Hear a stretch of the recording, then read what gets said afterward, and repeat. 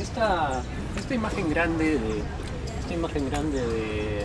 Benjamin no muestra también un poco cómo le gusta trabajar. Él trabaja bastante a gran escala, ¿no?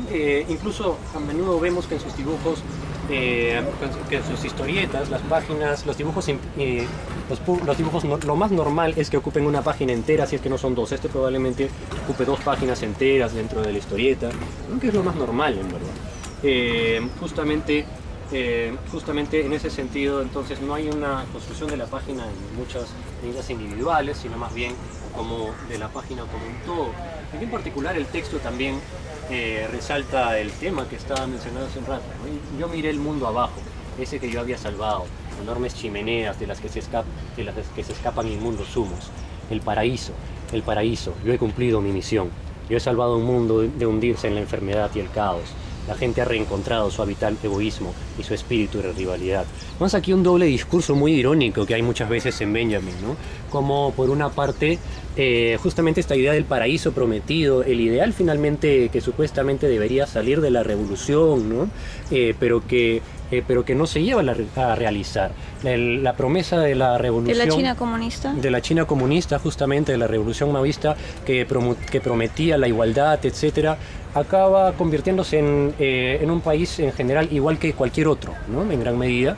E incluso, y esa es la gran decepción, en el fondo, como este gran movimiento heroico acaba en verdad nuevamente desembocando en lo que parece ser una naturaleza humana, ¿no? El egoísmo y el espíritu de rivalidad, que en el fondo son características sobre todo que surgen en base a la competencia de mercado, ¿no? Y toda la cuestión de, en el fondo, las problemáticas del capitalismo avanzado, que China las tiene igual que cualquier otro país, a pesar de esta gran promesa que supuestamente llevaba el comunismo, ¿no? Y eso es un poco lo que decepciona a Benjamin. Y de hecho, Benjamin incluso muchas veces no habla a título personal, dice: en mi generación nos sentimos así.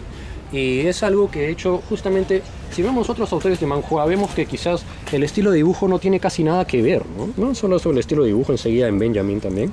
El estilo de dibujo no tiene casi nada que ver, pero lo que sí todos tienen infaltablemente en común es ese sentimiento de decepción, ¿no? De grandes esperanzas que tenían, pero que al final nunca pasó nada, ¿no? Y que de alguna forma algunos siguen intentando mantener viva la esperanza y otros más bien tienen este tono irónico, sarcástico, incluso en el caso de Benjamin bastante deprimido, ¿no?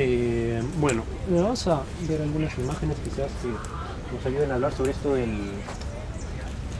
dibujo, el trazo que estaba mencionando, ¿no? Aquí, por ejemplo, el trazo en Benjamin, ¿no? Es distinto.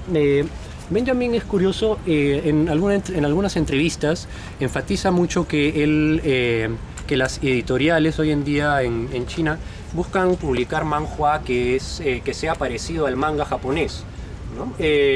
Pero lo curioso es cómo es posible que todo se parezca al manga japonés si los dibujos de manhua, como estábamos notando hace un momento, no tienen nada en común entre sí, ¿no? Y en el fondo vemos entonces que quizás cada autor de manhua tiene una interpretación muy personal de, en todo caso, una remota influencia del manga japonés, y que en particular en Benjamin yo resaltaría una diferencia muy fuerte, ¿no? Notamos en su trazo, sobre todo, una diferencia radical frente al manga japonés. ¿Y qué es eso? ¿Qué sucede en el manga, básicamente? Aquí tengo un dibujo, curiosamente, donde Benjamin dibuja a su propio personaje en un estilo manga, ¿no? Que no es su estilo. Este es un estilo manga, ¿no? Este es un estilo manga. ¿Qué pasa con el estilo manga? El estilo manga... ¡Ojos grandes! Ojos grandes es lo más obvio. Es lo más obvio, pero lo menos importante en este caso. Lo más importante en este caso es que básicamente dibujo monócromo. Negro, blanco, un poquito de amarillo, ¿no? Un amarillo que en verdad es gris. ¿Qué más? Sobre todo, el trazo, la línea, es lo que Barbieri llamaría una línea contorno. La línea va alrededor del personaje, alrededor de cada cosa, y define entonces la forma de las cosas por líneas por afuera, ¿no? No son líneas que rellenan, no son líneas que contienen, a diferencia del estilo de Benjamin. Veamos acá. Bueno, acá tenemos muchas líneas objeto, ¿no? Las líneas objeto son el cabello en sí mismo. Aquí hay muchas líneas, vemos muchas líneas dentro del brazo, dentro del cuerpo, ¿no? El cuerpo mismo está formado por líneas. Y no solo por cualquier línea, porque a diferencia del manga japonés, que es monócromo, el manhua chino, justamente al tener muchos colores... Es colorido. Es colorido, ¿no? Y lo que aprovecha Benjamin de este colorido es que usa un montón de líneas y cada línea de otro color, ¿no? Cada una de sus líneas no tiene dos líneas del mismo color prácticamente, ¿no? Y entonces llegamos al punto de preguntarnos, ¿y de qué color son las cosas en el mundo de Benjamin? ¿De qué color ¿Otro son ejemplo? los objetos? ¿No? Bueno, sigamos viendo acá, a ver. Escenas de Orange. Claro, mira, aquí en Orange, mira su brazo, mira bien su brazo. Su brazo no es una superficie uniforme, su brazo es una serie de líneas, está compuesto de varias líneas, Pero líneas podemos de diversos colores. reconocer ahí que esas líneas son las líneas clásicas en los cómics para retratar el movimiento, ¿no? Las líneas no son las Conocidas. las clásicas imágenes cinéticas. No, las imágenes cinéticas irían por fuera, ¿no? Las imágenes cinéticas, en Benjamin, la imagen cinética se funde con la línea de relleno. La línea de relleno, Acá atrás. acá, ¿no? La línea de relleno, acá justamente es todo lo que existe, todo está hecho de líneas. Mira acá qué movimiento hay, acá qué movimiento hay. Hay un movimiento, lo importante es que sobre todo hay un movimiento de la luz, ¿no? Y eso tiene que ver justamente con el hecho de qué color son las cosas. Las cosas no tienen un color propio en Benjamin. Lo que pasa en Benjamin es que él retoma el estilo del impresionismo. En el impresionismo, justamente las cosas solo dan una impresión, solo es una visión momentánea en base a la luz que hay en el momento, ¿no? En el Benjamin, en verdad, como en el impresionismo, lo fundamental es la luz que se encarna en cada una de las líneas. Y los objetos están compuestos de diversas luces que rebotan sobre ellos, pero no tienen una calidad en sí misma. El objeto es como un espacio vacío en el cual muchas líneas, muchas luces chocan y en el cual justamente muchas líneas se entrecruzan. Los objetos están formados de líneas, no están envueltos en líneas y no están delimitados.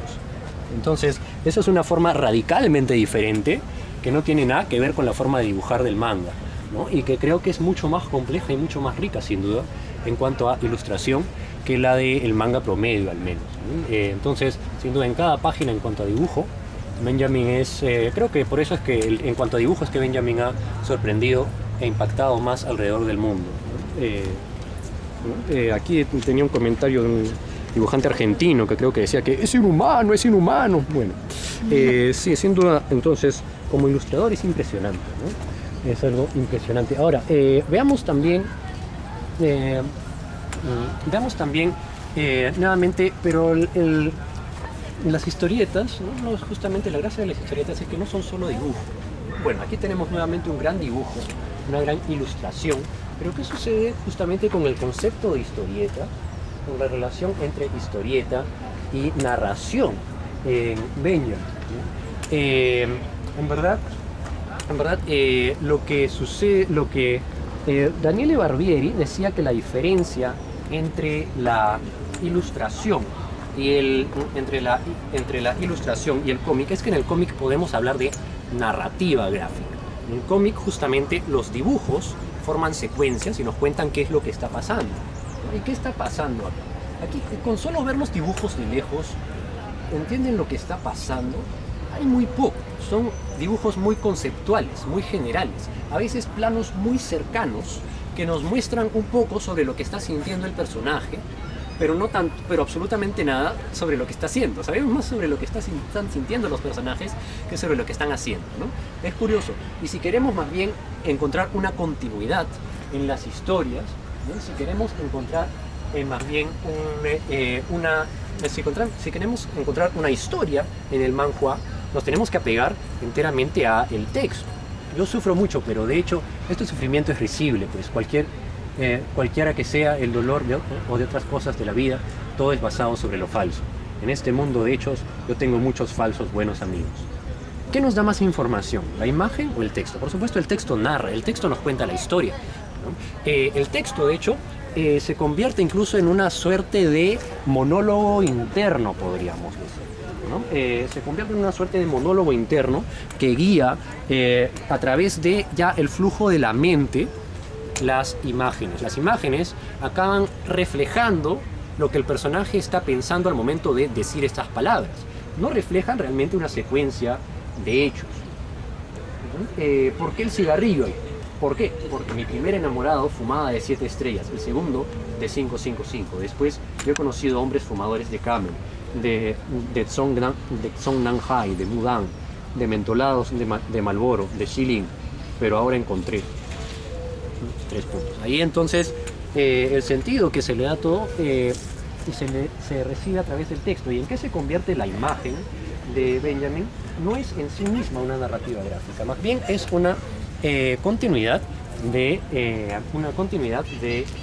ilustraciones.